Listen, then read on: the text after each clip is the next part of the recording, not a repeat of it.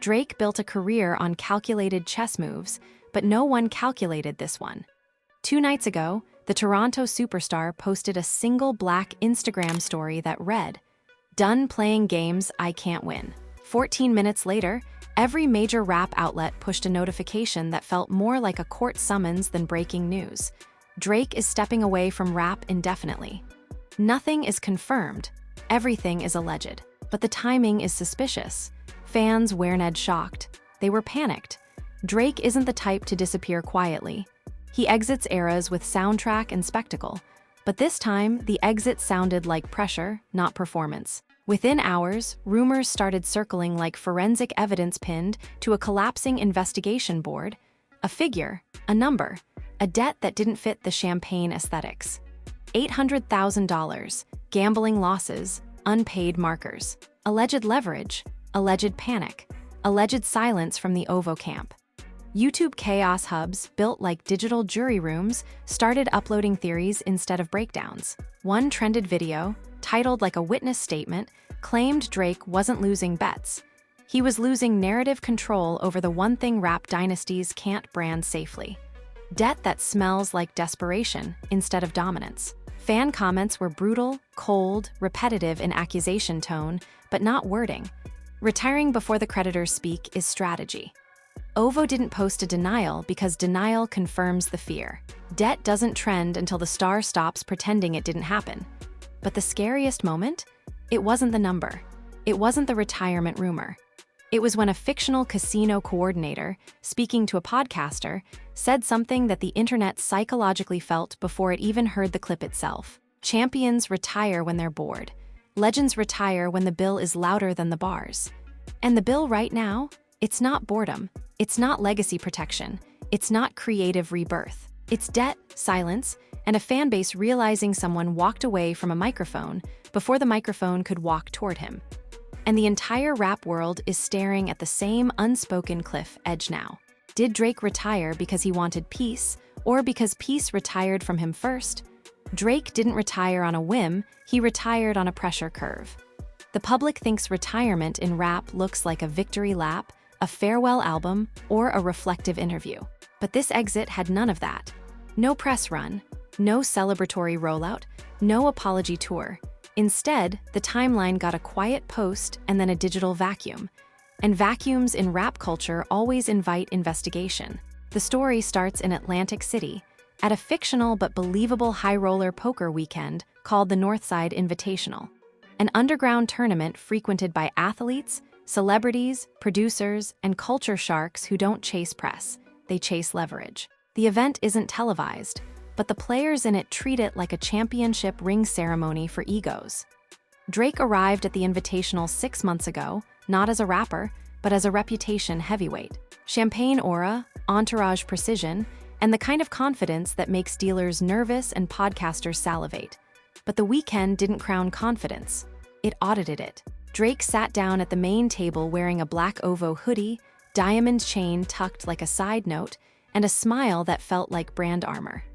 Across from him were 3 fictional but archetype-accurate opponents. Marco the Ledger Santini, a sports betting financier turned poker antagonist known for emotional intimidation tactics and late-night tax filings that stall careers without leaving fingerprints. Bryson "Chip Stack" Cole, a 2-time 2K League esports champion who treats competition like psychological warfare, not tournaments. Nadia the Briefcase Belmont, an entertainment law compliance strategist who studies disc culture filings like forensic evidence, not creative arcs. These weren't random players. These were era observers disguised as competitors. The first 2 hours of play looked normal. Big bets, bigger smiles. Drake even joked about losing 40 straight hands once, saying, "Variance is my sparring partner tonight." The cameras weren't rolling, but the interns were watching. And interns always notice the difference between poetic ego lines and jurisdictional leverage phrasing. Drake lost $190,000 that night alone. But losses are casual to high rollers. What wasn't casual was the way Marco reacted. He leaned back, unimpressed, and said a line that felt like an objection filed verbally. "Losses don't break eras. Unpaid markers do. Unpaid markers." a term used by casinos when a player's losses aren't settled in cash, but settled in leverage promises. Drake tried to deflect, grinning, saying, "OVO always pays its dues." But deflection in poker rooms is like denial in courtrooms. It confirms you felt the pressure land. It doesn't confirm you survived it. But the first major twist didn't happen until a fictional broadcaster covering recruitment-level sports drama, someone built like Alicia Tornabiz's forensic cousin archetype, got hold of a 9-second audio whisper clip from a student manager who was there refilling water. The audio captured Marco, Bryson, and Nadia speaking mid-break while Drake was stepping out for a call. Bryson, "He's good at tempo, not good at silence." Nadia, "He's filing competition language, not authorship." Marco, "He's retiring before the bill collects him." That audio leaked 5 months later, but the pressure began then. Because the League of Narrative Sovereignty in rap doesn't care about hand streaks or playoff numbers. It cares about who holds silence without flinching when leverage phrasing enters the room. The next 6 months were a masterclass in quiet panic. Not the kind Drake broadcasts, the kind Drake absorbs without speaking publicly. His entourage started rescheduling shows quietly, claiming creative realignment. But insiders know creative realignment phrasing is the first line of defense used by PR teams when psychological jurisdiction shifts from entertainment into succession anxiety. Then came the $800,000 figure. Not in a tweet, in a leaked casino marker settlement docket that most people never see publicly, but fans of forensic rap drama live for. The docket was photographed in fragments again, circulating underground. The docket said, Drake has 90 days to settle unpaid casino markers totaling $800,000. Interest accrues at 17% monthly. Failure to settle may result in jurisdictional asset freezing across public platforms. Asset freezing, platform jurisdiction, interest accrual, unpaid markers. These aren't rap terms. These are career stall and narrative leverage terms. And suddenly, the main conflict wasn't obvious. Drake wasn't stepping away from rap because rap stopped entertaining him. He was stepping away because the bill was about to entertain rap culture back, publicly, without permission. OVO accounts went private 36 hours after the leak. Fans smelled the timing like motive. YouTube commentators smelled the leak like indictment. Analysts stopped comparing Drake to rap dynasties stylistically. They started comparing his silence to players who inherit fire instead of recruiting it. And that's when the recruiting metaphor cracked again, the same one we used in Jersey Robinson's arc earlier. Because culture doesn't draft around oxygen. Oxygen arrives early and forces everyone else to expose who they're scared of breathing around. And Drake had posted one more line on a private Instagram story 2 nights ago that most people didn't decode until later. "Done playing games I can't win." The internet thought it was poetic. Insiders thought it was precedent. Analysts thought it was succession. But succession in rap doesn't roar. It sits down quietly until institutions expose their fear. And now the cliffhanger shaping this era isn't basketball. It isn't recruitment. It isn't nil valuations. It isn't producers' schedules. It's the question the entire rap universe is avoiding like a hot mic left too close to a gym chair spotlight again. Did Drake retire because he wanted peace, or because peace retired from him first? And right now, the spotlight is turning, the bill is waiting. The silence is leverage, and Drake might already be done whispering. But the league offices and rap institutions know the truth. When a star retires this early, it's not exit strategy. It's oxygen strategy. And oxygen strategies don't end with answers. They end with the moment everyone realizes the mic was narratively late again. And the mic might already be late. Cliffhanger. The $800K figure didn't land like a rumor. It landed like a jurisdictional pressure point that OVO wasn't built to deny publicly.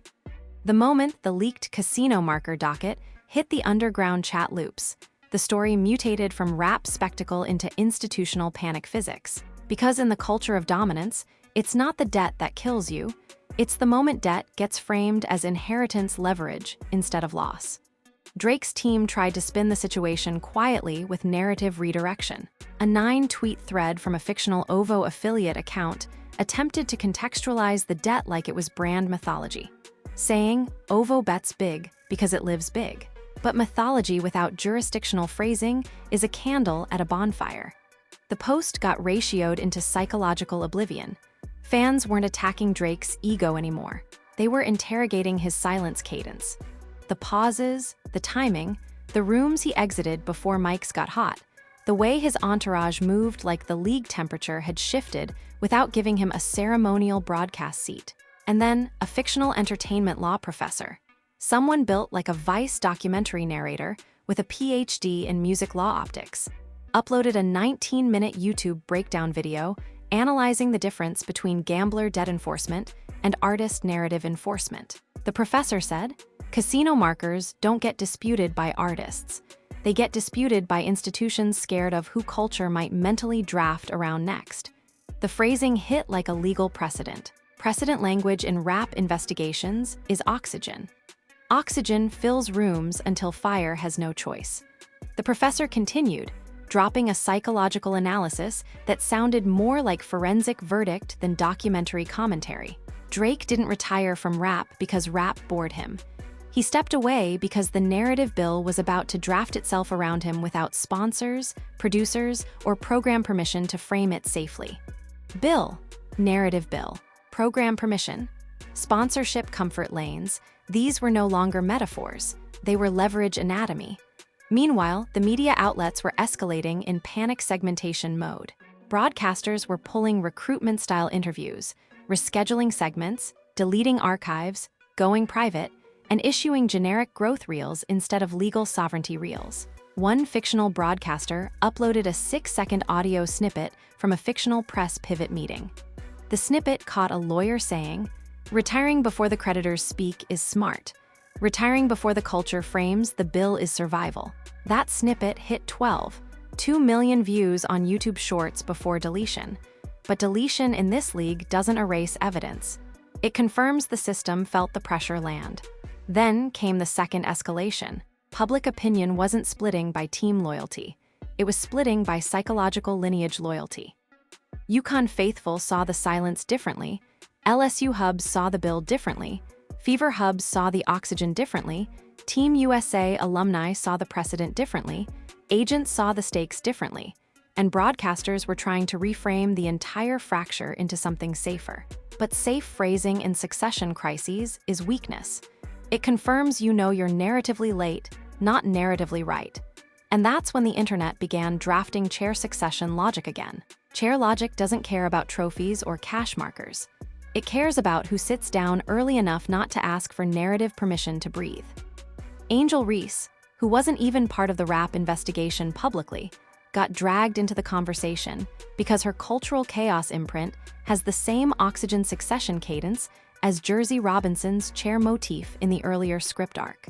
A fictional LSU fan hub posted a side-by-side edit of Angel and Jersey sitting in gym chairs under spotlights.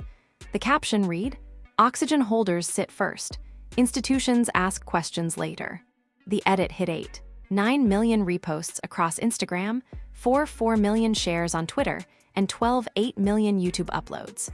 The WNBA fans were now decoding oxygen succession logic across industries. Rap historians were decoding competitive influence language in copyright filings.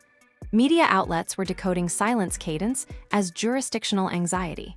Agents were decoding interest accrual as narrative debt leverage. Broadcasters were deleting archives like psychological evidence they never meant to post publicly. And Drake still wasn't speaking. But speaking wasn't the escalation now. Silence was. Because silence is the only currency institutions fear more than a named diss track. Then, a 27-page fictional compliance hearing transcript leaked again. But this time it wasn't about the debt itself. It was about who gets to frame debt into cultural oxygen territory publicly. One fictional lawyer said in the hearing, "The bill isn't the debt. The bill is who culture mentally drafts into the next era before institutions authorize the framing rights." Another lawyer countered, "Framing rights don't crown the era, Your Honor. Oxygen inheritance crowns the era." And then the fictional judge, calm, sharp, unimpressed, delivered a verdict that reframed everything without naming the guard publicly. Eras collapse when institutions flinch at oxygen, not at noise. The courtroom was stunned, not by volume, by motive, Then Aaliyah Boston liked a YouTube forensic breakdown post analyzing the same judge quote. She didn't comment. Liking posts without commenting is harmless to casual viewers, but liking posts in succession crises is emotional testimony. Caitlin Clark liked the same post 4 minutes later. Paige Buchers didn't like it, but her silence made the autopsy analysts more nervous, not less. Agents representing fictional Team USA pipeline guards were now privately texting each other trying to decode who Oxygen refers to. Broadcasters representing fictional rap outlets were pivoting mid-broadcast like they had mentally seen the bill and were trying not to authorize its framing publicly. But the biggest escalation wasn't the clip, the transcript, or the likes. It was the moment a fictional South Carolina student manager accidentally uploaded a 4-second audio whisper from a fictional press pivot meeting, where one compliance advisor said, "Oxygen filled the room months ago, Drake just felt it first." The clip was deleted 90 seconds later, but deletion confirms fear, not survival. And now, 1,300 words into the escalation stage of the story, the psychological autopsy squads had mentally matched the same Oxygen succession archetype language across industries: basketball, rap, esports, media law, institutional framing, pressure survival, recruitment violence, sponsor anxiety, locker room philosophy comparisons, league politics, copyright dockets, interest accrual logic, and gym chair imagery that doesn't need names to ignite eras. And the cliffhanger shaping the next stage of this case didn't need poetic bars anymore. Because by now, the internet was saying it for the league. If the bill was stamped before the culture could frame it publicly, and Drake retired before the creditors could speak it, then the real question isn't whether he owes the debt. The real question is, who was the bill drafted around mentally, and why is every institution trying not to say the guard's name before the spotlight turns late again? Because in this league, chairs choose heirs first. And right now, the chair is still there, and the jersey might already be draped. But the name still hasn't been spoken. And that's when you know the Oxygen is done whispering. The problem with debt in celebrity ecosystems isn't the number itself, it's the ecosystem's reaction to the number before the celebrity controls the framing rights. By now, Drake's alleged $800K gambling marker wasn't just a docket fragment circulating underground. It had become a psychological RICO board string, tying rap, money, ego, identity, loyalty, media jurisdiction, and career optics into a web that felt disturbingly real even if the story itself was fictional. The internet wasn't watching a rap star fold. It was watching an empire realize it never had the Oxygen rights to begin with. The next escalation moved into league-adjacent media theatrics, where hip-hop journalists, sports commentators, and entertainment law insiders collided like prosecutors arguing over who gets jurisdiction on a cultural firestorm. A fictional but credible rap outlet called Candid North scheduled a sit-down interview with an anonymous casino compliance officer who had overseen Drake's High Roller Weekend in Atlantic City earlier this year. The interview wasn't released publicly. It leaked privately first, because everything leaks privately first now. In the leaked interview, the compliance officer didn't talk like someone covering celebrity losses. He talked like someone covering narrative inheritance panic. He said, "Artists gamble, empires pay, but legends retire when the payment framing rights slip into public hands before they mentally authorize the lost doctrine." Doctrine. Doctrine is legal language. Doctrine is motive language. Doctrine is succession language. Doctrine is Oxygen language. Oxygen language fills rooms before spotlights crown it. The internet took that line and started crafting videos titled like compliance hearings, not rap breakdowns. Drake retired before the bill could frame him. OVO Camp's silence isn't absence, it's leverage optics. The debt isn't money, it's narrative jurisdiction pressure. The uploads spiked into millions. Each upload had different wording, different thumbnails, different pacing, but the psychological spine was identical. And identical spines in culture storms confirm one thing: the fracture is real, even if the case is. Then the scene shifted into a fictional but believable sports X-Rap cross-culture summit, hosted by a private nil collective known for managing athlete media optics. This collective had nothing to do with rap publicly, but everything to do with cultural Oxygen inheritance logic behind closed doors. One coordinator, a woman built like a media chess strategist, was recorded speaking to two broadcasters. The coordinator said, "The bill is being framed like oxygen inheritance, and oxygen inheritance threatens systems that want stars to ask for narrative permission to breathe." Broadcaster 1 asked, "Are we talking rap or basketball?" The coordinator smiled, but her smile was tactical, not comforting. "We're talking about eras that get inherited by who the sport mentally fears breathing around next." And that's when the internet realized the crossover. Because Jersey Robinson and Drake were now being discussed in the same breath across fan hubs, even though no one said the words in the same sentence publicly. It wasn't about basketball or rap comparisons stylistically. It was about psychological oxygen permission, frameworks that institutions fear touching publicly, because public permission frameworks crown threats, not sponsors. Angel Reese, sitting courtside in a fictional but credible off-season conditioning camp, reacted in a way that fans mentally treated like testimony, even though testimony wasn't needed anymore. She posted a 2-second whisper audio on her story. "Eras don't collapse from noise. They collapse when oxygen arrives early and institutions panic at breathing rights." Story pulled, screenshots archived, analysts nodding, fans forensic again. Meanwhile, Caitlin Clark, who had nothing to do with the rap ecosystem publicly, liked a YouTube breakdown analyzing the same oxygen permission doctrine. Again, no explanation. Liking posts without explanation is harmless to casual viewers, but liking posts in succession storms is emotional testimony. Testimony confirms you felt the pressure curve land, not that you survived it. Then Paige Bucher's name trended narratively again, not because she spoke, but because silence in succession ecosystems always invites psychological profiling. YouTube commentators weren't measuring her by ACL recovery timelines anymore. They were measuring her by oxygen permission cadence. Because if oxygen inheritance is the metric now, the public starts drafting psychological chairs early. But the second twist was even colder, sharper, more insane, and unbelievably plausible. A fictional but credible sports law compliance director from a fictional media watchdog panel uploaded a 7-second clip where one lawyer said, "The debt wasn't money. It was the moment OVO realized the public could frame the bill without its approval first." Another lawyer countered, "And public approval is oxygen. Oxygen is fire. Fire is jurisdiction. Jurisdiction is succession." And the fictional judge said nothing. Silence is verdict language too. Then the video cut.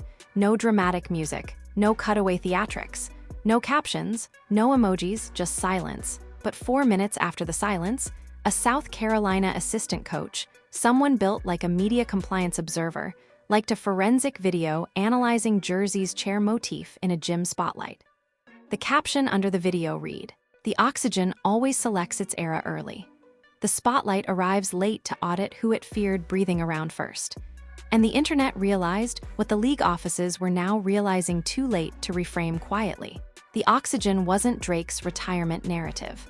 The oxygen was the sport mentally drafting a new chairholder it feared breathing around before draft night cameras realized it was narratively late again. And the scariest part, the internet was now drafting theories like a forensic jury watching a RICO board without needing names to ignite eras. Agents were checking their contracts. Broadcasters were rescheduling segments. Programs were pivoting tone. Sponsors were sweating optics. The league offices were silent. Players were liking without explaining. Fans were forensic without needing to be deputized by headings. Because by now, everyone realized oxygen doesn't roar. It inherits quietly until institutions expose themselves trying to compare or deny the narrative pressure curve. And the biggest cultural shifts? They don't end with answers. They end with the moment the spotlight realizes it was narratively late to the succession chair again. And 1,300 words into the scene, the final clip resurfaced from a fictional but credible Team USA conditioning summit. The summit had nothing to do with rap publicly, but everything to do with oxygen permission frameworks behind closed doors. One coordinator said off mic, "She sat before the spotlight drafted around her. Clip pulled, feed black, silence oxygen inherited." And now, the entire culture knew one thing: the throne isn't loud.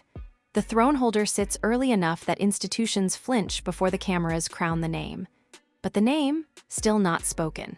Because in succession ecosystems, the sport doesn't crown names. It crowns chairs, and chairs choose heirs before headlines. And the headline this league isn't ready to frame yet, it's sitting silently on a gym chair in a dark arena. And the spotlight might already be late again. The second wave of escalation pushed the culture out of speculation and into recoil mode. Recoil in rap isn't retreat. Recoil is the moment a system realizes it's reacting to a fire it never controlled narratively. And right now, Drake's retirement wasn't trending like a creative decision.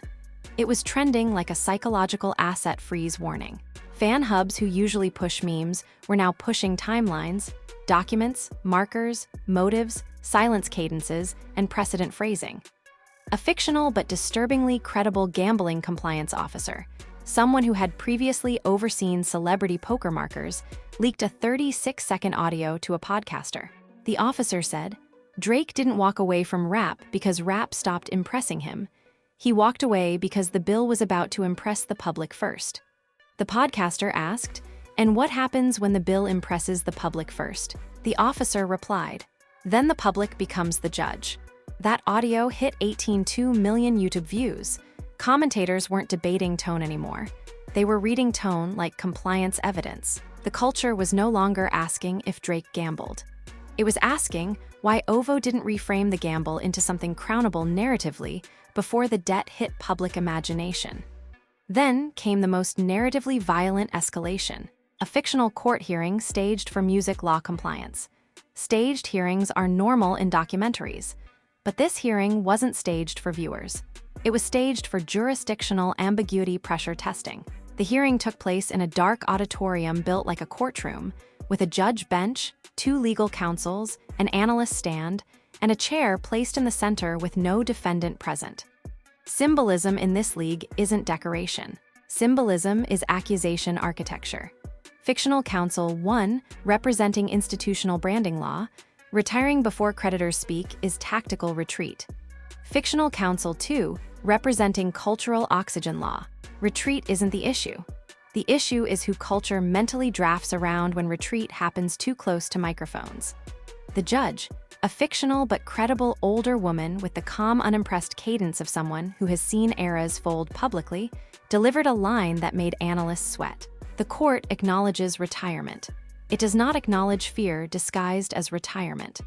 One legal aide in the hearing dropped a stack of printed documents that read like casino marker transcripts. The documents Werned signed weren't stamped, Werned verified, weren't even categorized by legal frameworks.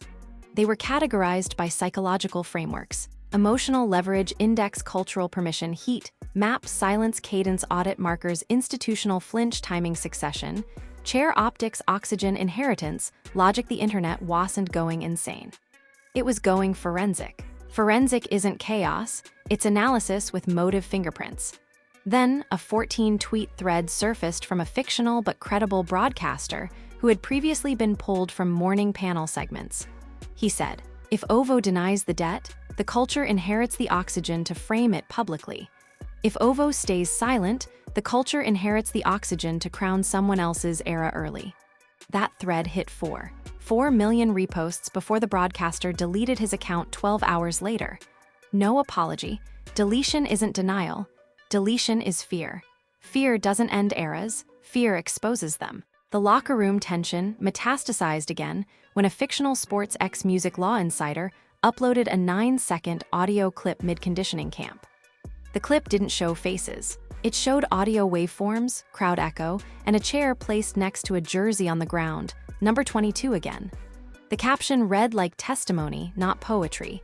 "You can scout debt. You can't scout oxygen that inherits before institutions authorize the cadence." By now, every fanbase, broadcaster, agent, commentator, and program recruiter was being psychologically evaluated against the same metric. Not skill, not money, not offense, not inspiration, but who gets recognized before the league mentally drafts eras around them. And this is where the third major twist detonated without dramatic music, without caps, without emojis, without generic documentary narration. A fictional league compliance intern, anonymous, unverified, credible by cadence alone, uploaded a 6-second silent reel. The reel showed A dark gym, a spotlight turning on slowly, a chair at center court, a basketball on the ground, a jersey draped over the chair number 22, visible, no caption, no name, no context. But the internet didn't need context. It had already drafted the context. Because 2 minutes after the reel surfaced, a fictional broadcaster from the same compliance auditorium hearing commented a single line that hit the culture like precedent law disguised as emotional autopsy. Retirement is an exit. It's the moment Oxygen stops auditioning and starts inheriting. The reel glitched 4 seconds later. Feed dead again, but the internet wasn't not asking questions anymore. It was answering them. Answering by uploading silence and crown imagery that institutions never authorized publicly. Because authorization is authorship. Authorship is jurisdiction. Jurisdiction is oxygen. Oxygen is fire. Fire is era. Era is debt. Debt is chair. Chair is succession. Succession is silence. Silence is verdict. Verdict is witness. Witness is culture. Culture is oxygen again, and right now the oxygen wasn't done filling rooms. It was done being audited into manageable wording. The final cliffhanger shaping the next era of this case wasn't spoken by lawyers, agents, broadcasters, or Drake himself. It was spoken by the internet. Like 14 million jury members typing different words, but the same psychological temperature into every comment section under every upload. If a star retires early, but Oxygen inherits first, and chairs choose heirs before headlines, then the real question isn't who owes the debt. It's who the debt gets crowned around narratively next when the spotlight realizes it was late to frame the fire in the first place. Because right now, the spotlight is turning again. Because right now, the spotlight is turning again. And the chair might already be claimed. And the culture might already be done whispering. But the league offices still haven't said a word. And in this ecosystem, the oxygen only stops trending when institutions admit they can't breathe around it anymore. And right now, they still can't. The rap world loves an exit story, but it loves an exit story even more when the exit smells like collapse, not closure. Drake's alleged retirement and the $800K gambling marker didn't trend because fans wanted peace. It trended because peace didn't want the framing rights to belong to OVO anymore. And when framing rights slip out of an empire's hands, the empire doesn't just go silent. It goes investigatively suspicious. You watched analysts freeze mid-broadcast, not because lyrics were dangerous, but because the timing of inheritance was. You watched fan hubs escalate from memes into motive autopsy squads, not because the debt was loud, but because the silence around it was jurisdictional. You watched agents go private, broadcasters delete archives, and compliance insiders talk about Oxygen like it was something that arrived early enough to intimidate eras without paperwork. And now, you're here at the end of this investigation, staring at the same unspoken edge the entire culture is circling without naming yet. Was Drake's retirement creative, or was it preemptive oxygen pressure that filled the room before the empire could frame it safely? Because you don't delete a track or a career unless you're scared of the moment the public becomes the judge first. So don't treat this like another rap headline. If you're built for motive storms, investigative cadence, league-adjacent politics, and succession logic that starts in silence instead of ceremonies, then do what forensic fans do. Comment your theory, share the video, and subscribe before the next Oxygen shift drafts itself around someone else. Because the sport, the culture, the courtrooms, the debts, the chairs, the archives, they all move on one rule only. Oxygen inherits first. Institutions flinch later. Spotlight arrives last. So tell me now in the comments, what do you think really happened behind closed doors? Because right now, the Oxygen might already be done whispering. And the next era might already be sitting in the dark, waiting for the spotlight to realize it was late again. And that spotlight, it might already be turning.